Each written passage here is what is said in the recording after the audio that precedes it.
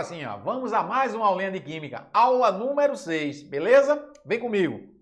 Olha só, agora vamos tratar dos chamados sistemas gasosos, ou mais especificamente, né, falarmos sobre os gases, beleza? Então, de início aqui, a gente já vai verificando quais são as características principais de um gás.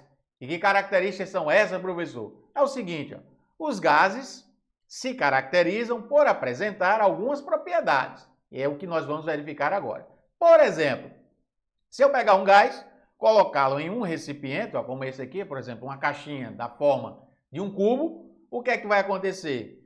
As moléculas vão ocupar todo o espaço disponível da caixinha e vai tomar o formato dessa caixinha, vai ficar no formato cúbico. É por isso que dizemos o seguinte, ó, que os gases possuem forma e volume variáveis. Olha aí, rapaz, ou seja, indefinidos. Tudo bem? Se por outro lado, ao invés de colocar num recipiente desse formato aqui, eu colocar, por exemplo, o gás num recipiente de forma cilíndrica, o que é que vai acontecer? Devido à grande movimentação de suas moléculas, né, ó, em todas as direções e sentidos, vai ocupar todo o espaçozinho lá do novo recipiente, vai tomar o formato de um cilindro e ocupar todo aquele espaço disponível. Joia? Beleza, professor. Outra característica importante é que os gases, eles têm baixo peso molecular, né? Baixa massa molecular. Tudo bem?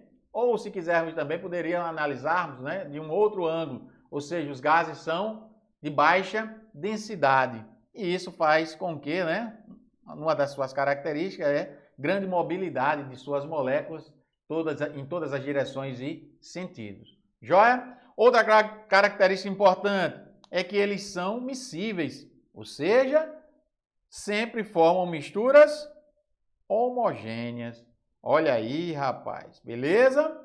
E também são compressíveis, são bastante compressíveis. O que é que significa isso, professor? É o seguinte, ó, se eu aumentar a pressão do sistema, as moléculas estão se movimentando em todas as direções e sentidos. Há um espaçamento, né, entre as moléculas. Então, se eu fizer isso aqui, comprimi-las, né, ou seja, aumentar a pressão, eu faço com que elas fiquem mais próximas uma das outras. E isso a gente chama de compressibilidade. Joia? Como também pode acontecer o contrário. Eu diminuir a pressão, aí, ó, se eu diminuo a pressão, eu aumento o volume. E aí fico com mais espaço para as moléculas se movimentarem. Aí eu digo que eles também são expansíveis.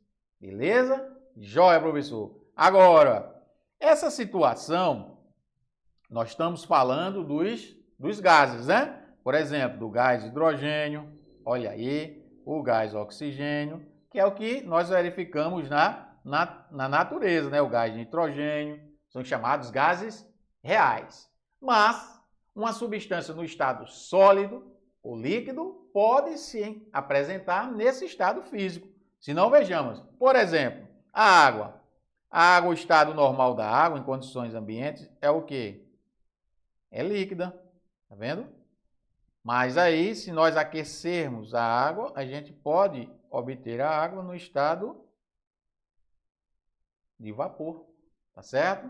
E aí a gente diz o seguinte, ó, a gente não diz que a água é um gás, a gente diz que a água é um vapor. Tá vendo só?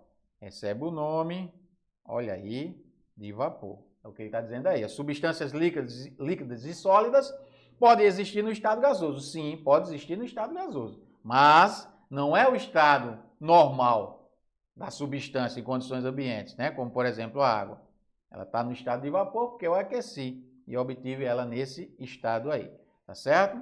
Beleza, professor, show de bola. É diferente disso aqui. Aqui não, é gás hidrogênio, gás oxigênio, gás nitrogênio. Aí sim, em condições ambientes, são realmente gases. Show de bola, professor. Segue o jogo. Pronto. Aqui um detalhe importante, antes de partirmos para as referências, né, das equações matemáticas, né, que nós vamos utilizar nas chamadas transformações gasosas. Nós vamos trabalhar aqui, ó, com a situação particularizada, né, chamada do gás, chamado de gás ideal, porque isso aqui difere do que nós comentamos agora há pouco, do gás real. O gás real é esse que temos na natureza, que nós citamos lá, gás hidrogênio, gás oxigênio, beleza? Gás carbônico. Nós fazemos o quê? Nós adaptamos essa situação aqui, a do gás real, e passa a ter o gás ideal, né? Também conhecido como gás perfeito. Como assim, professor? Porque o gás, nessas condições aqui, né, de gás ideal, eles vão satisfazer as equações matemáticas, né? Eles cumprem direitinho as equações matemáticas que nós vamos trabalhar nas transformações. Então, vamos verificar o que é que nós temos de especial, né, para o gás ideal. É a seguinte, as características são as seguintes. As moléculas, a gente desconsidera a interação entre elas, ó. As moléculas não interagem, então a gente diz que elas estão livres de forças intermoleculares, tudo bem? Então essa é uma característica do chamado gás ideal. Uma outra característica diz respeito, né, aos choques que ocorrem entre as moléculas, e as paredes do recipiente são de natureza elástica, ou seja, não há perda de energia, tudo bem? Então guarda isso aí, não há perda de energia. Então quando elas interagem, as moléculas, com as paredes do recipiente, tudo bem? Isso aí ocorre, né, sem perda de energia. Aí a gente diz que esses choques são elásticos, perfeitamente elásticos. Outro detalhe importante é que as dimensões das moléculas são desprezíveis quando comparadas com o volume do recipiente, olha só, são desprezíveis, tá bom? Olha só, quando comparada com quem? Com o volume do recipiente que as contém. Olha só, dá uma olhadinha aqui, ó. Aqui, ó, essa moléculazinha aqui, o volume de cada molécula é desprezível se comparado com o volume do recipiente que as contém. Beleza? Show, professor. E outro detalhe importante é que as moléculas estão se movimentando, né? Em todas as direções e em sentidos, tá certo? Movimento caótico, né? Mas permanente, sempre, não para, tá certo? Ó, o movimento das moléculas é permanente e totalmente aleatório. Então, guarda essas informações importantes desse modelo de gás. É um modelo teórico, tudo bem? É um modelo teórico, porque na realidade o que nós temos é o gás real, né? Esse que existe na natureza. Mas essas informações aqui são importantíssimas, beleza? Porque é o seguinte, ó, quando a gente quer conhecer a estrutura de um gás, a gente precisa levar em consideração as suas chamadas variáveis de estados. E o que seria, professor, essas variáveis de estado? Seriam a temperatura, a pressão e o volume. Quer conhecer a estrutura de um gás? A gente precisa tomar conhecimento dessas chamadas variáveis de estado.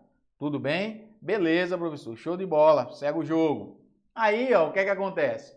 O gás ideal, né, conhecido também como gás perfeito, que foi o que nós adaptamos agora, a gente faz o seguinte, ó, como é que a gente sai do gás real e chega no gás ideal? É porque se faz, né, uma adaptação. E que adaptação é essa, professor? É o seguinte, a gente mexe na sua pressão e na sua temperatura. Então, ó, passado um gás real, eu quero sair do gás real para o gás perfeito. Tudo bem? O que é que faz? Ou o gás ideal, né? O que é que a gente faz? A gente diminui a sua pressão e aumenta a sua temperatura. Não esquece disso, tá certo? Informações importantíssimas no que diz respeito a essa relação gás ideal, gás real. Beleza? Então, ó, o gás real vai se aproximar do gás ideal, tá certo? Nas seguintes situações. Olha o que é que ele diz, ó. Na prática, os gases reais têm um comportamento diferente, certo? Que pode se aproximar, olha aí, desse modelo teórico, tá certo? Que é o chamado gás ideal. Em que situações? Quando eu diminuo a pressão e aumento a temperatura, beleza? Não esquece dessas duas informações. Joia, professor. Segue o jogo.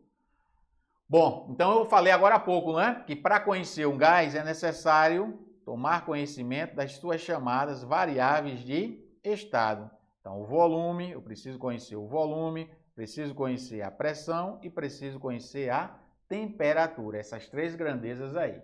E o que seria o volume, professor? O volume nada mais é que o espaço ocupado pelo gás, que na realidade é o volume do recipiente que o contém.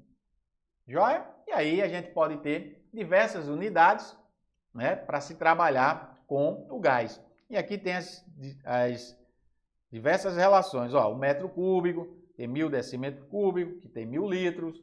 1 decímetro cúbico é 1 litro, que é 1000 centímetros cúbicos, que é 1000 ml. Então guarda essas informações, porque a gente, vez por outra, vai precisar fazer uma transformaçãozinha. Beleza, professor? E no que diz respeito à pressão, o que seria a pressão? A pressão nada mais é do que as interações entre as moléculas com as paredes dos recipientes, tá certo? E esses choques, aí é o que a gente denomina de pressão. E aí, é uma informação importante, né? No que diz respeito a uma relação, né, de altitude com pressão.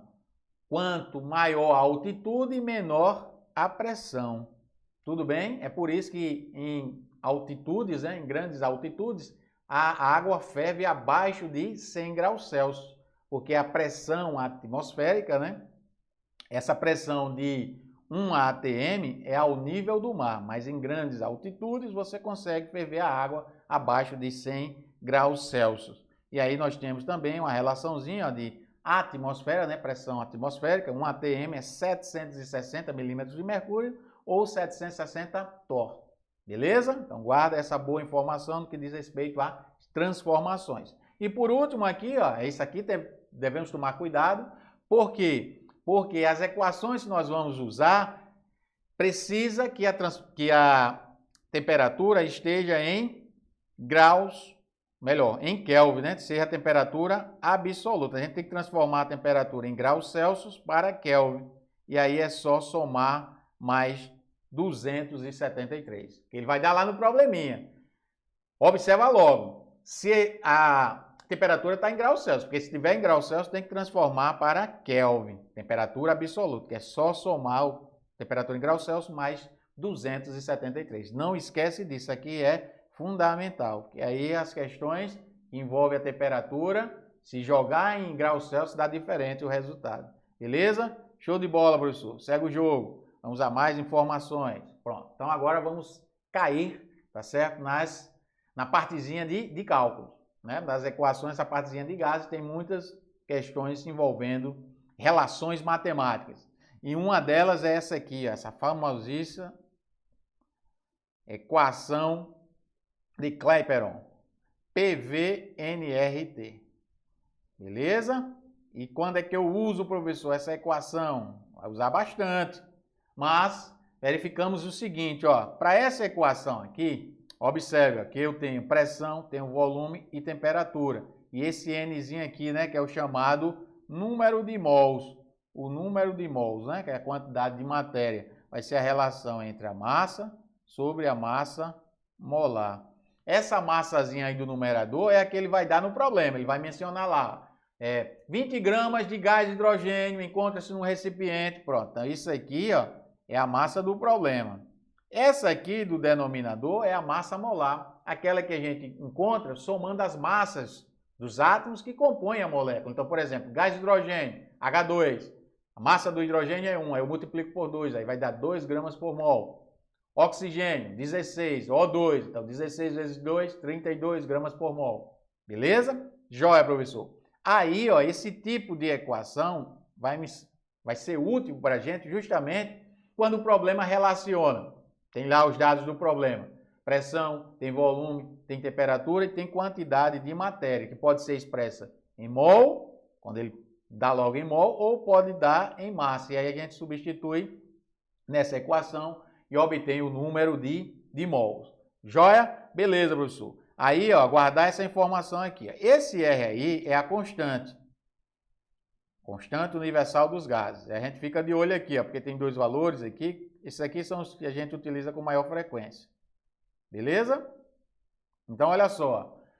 Se a pressão for em ATM, aí olha aqui, ó, ATM, ó, aí eu vou usar 0,082. Esse aqui, 62,3, é se a pressão for dado em milímetro de mercúrio. Fica ligado nisso aí. Beleza? Aí aqui o volume em litro, mol em mol, temperatura em Kelvin.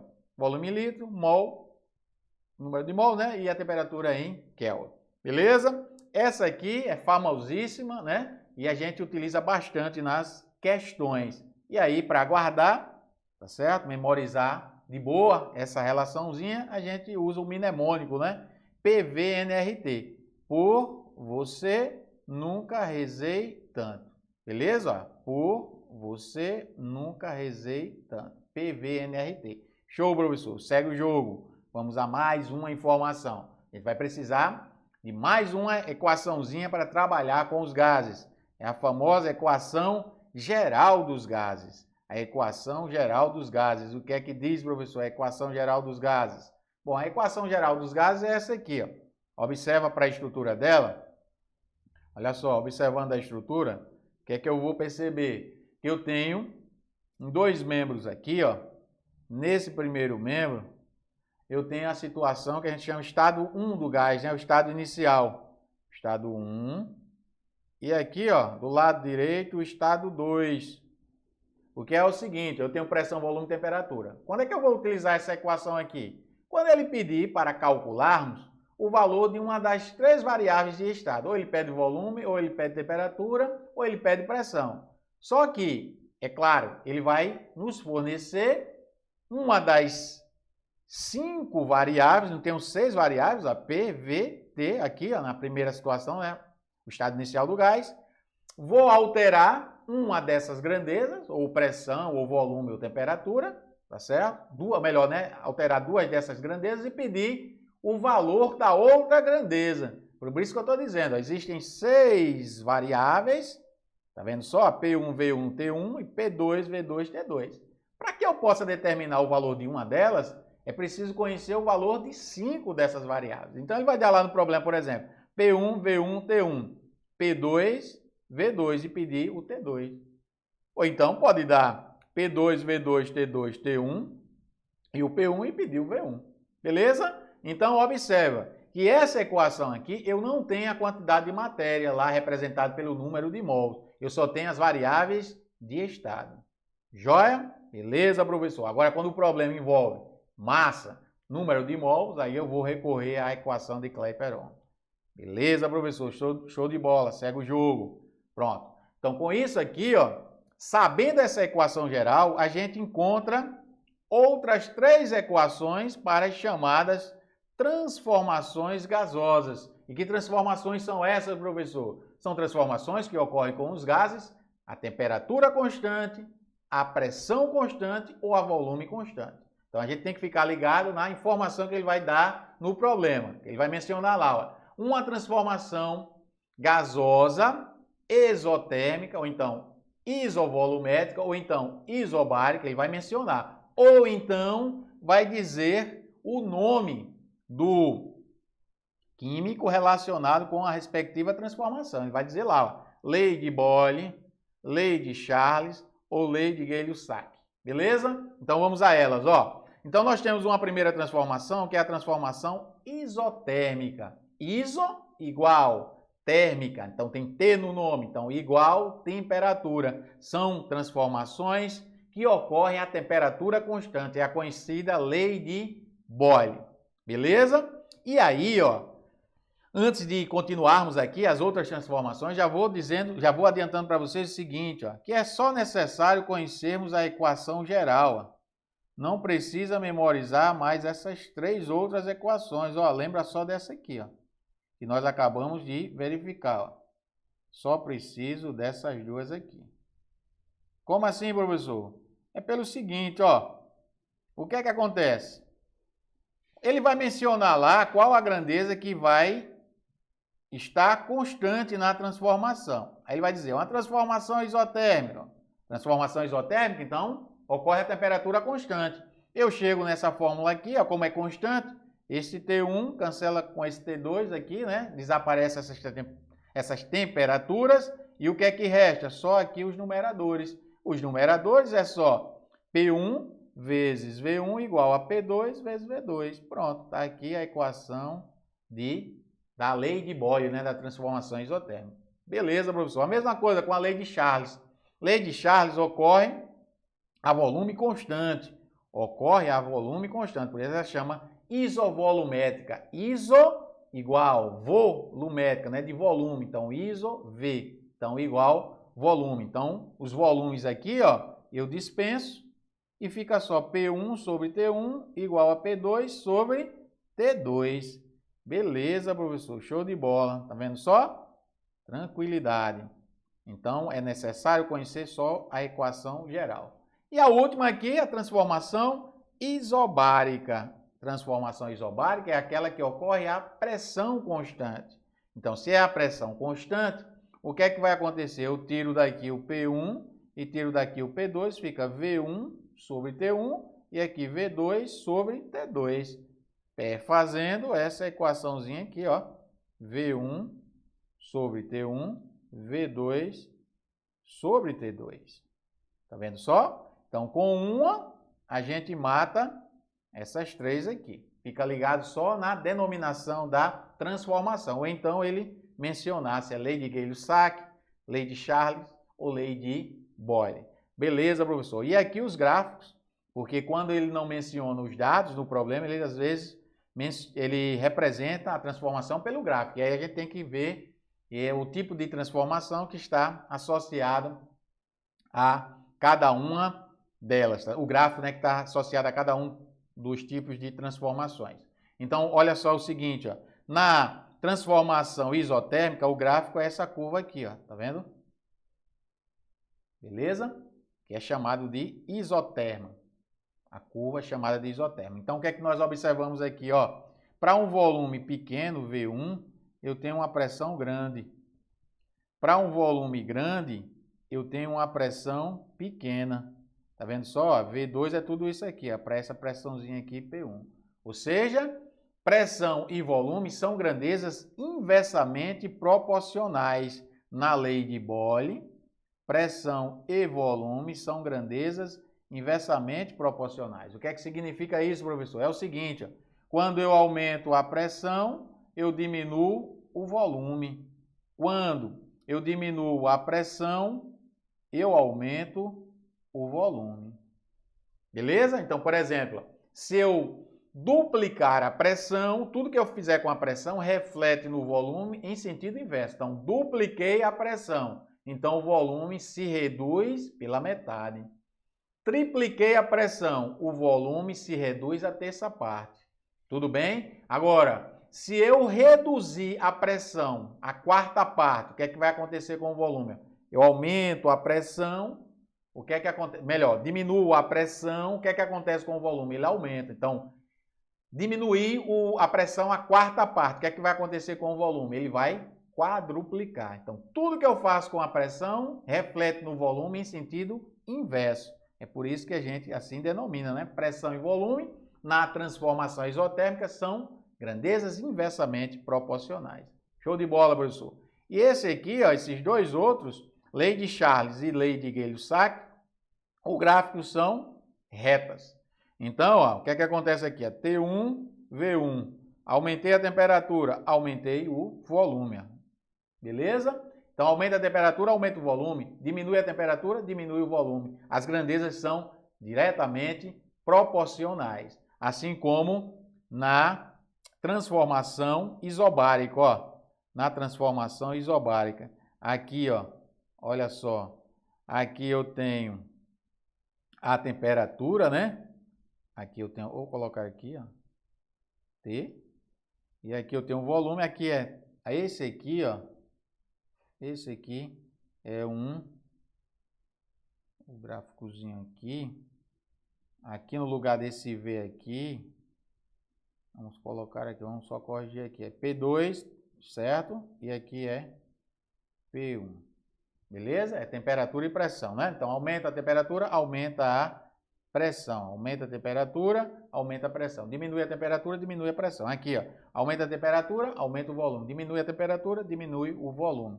Então, o gráfico também são de retas. Joia? O diferentão é só esse aqui da transformação da lei de Boyle. Aí a gente observa o seguinte, ó, pelo gráfico, a gente sabe o tipo de transformação. Se não, vejamos, ó, aqui eu tenho pressão no eixo vertical e aqui eu tenho volume. Das três variáveis, qual aqui não está aparecendo aqui? É a temperatura, né? Então, transformação isotérmica. Nesse aqui, ó, o que é que acontece? Aqui é pressão, viu? Ó, tem o P e tem o T. Tem o P e tem o T. Quem é que está fora? O volume. Então, transformação que ocorre a volume constante. Nessa aqui, ó, eu tenho temperatura e tenho, ó, volume. Quem é que está fora? Quem está fora é a pressão. Então, a transformação que ocorre é a pressão constante. Então, a variável que não aparece no gráfico, no eixo de coordenada, é que se refere à transformação. Beleza? Show de bola, professor. Segue o jogo. Bom, então, com isso aqui, concluímos, né, a parte teórica e já dá para resolvermos questões. Beleza? Então, vamos à primeira questão. Agora sim, ó, vamos à primeira questãozinha. Diz o seguinte, ó. Vamos logo para o comando da questão, né? Ele diz assim, ó, supondo que a temperatura permaneça constante, então informação já importante, ó. Temperatura permanecer constante. Beleza, professor? A pressão inicial do cilindro, ele quer saber a pressão inicial do cilindro e a massa de gás liberada são respectivamente. Então, quer saber pressão, quer saber a massa. Vamos para o enunciado da questão. E diz o seguinte, ó, um cilindro de amônia, desse gás aí, cujo volume é de 24,6 litros, contém 170 gramas desse gás a 27 graus Celsius. Então, esses são os dados iniciais da questão que eu tenho. Então, vamos substituir, vamos por aqui, para que a gente possa depois substituir lá na formulazinha. Então, a massa 170